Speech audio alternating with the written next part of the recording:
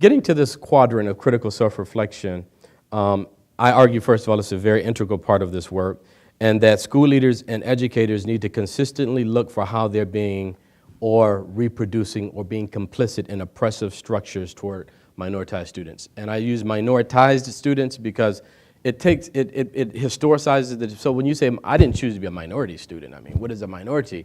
Minoritized takes into account the history about how these children have been marginalized for a number of different reasons that we don't have time to get into now. But how does, not just personally, so even the critical self-reflection work that many of us have been doing focuses on the individual, and that's good. We have to start with who you are as a person, what are the privileges that you've had, and I think that's just the start of the conversation.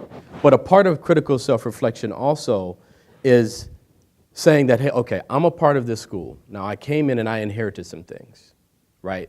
We have a suspension gap. For example, when I got to the school, African-American boys were being suspended 20 times the rate for white boys for the same offenses, and that's at every level. You know, there are 5 levels.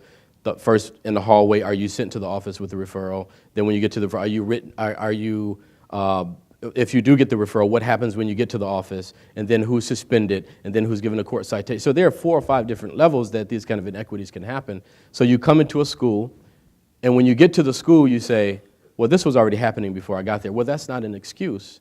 So you have to take ownership and say, okay, I'm leading this system now. Am I complicit in reproducing the structures here or not? That's a part of the critical self-reflective piece that so yes, you have to say, look, I am, for example, an African-American male, and I know that I have privilege that, for example, international students don't have, people who don't speak English as a first language don't have, women don't have. I have privileges. That's the personal piece. But then I have to look at the data and say, okay, who's being oppressed in the school, and how am I reproducing that? Or how am I complicit in its reproduction?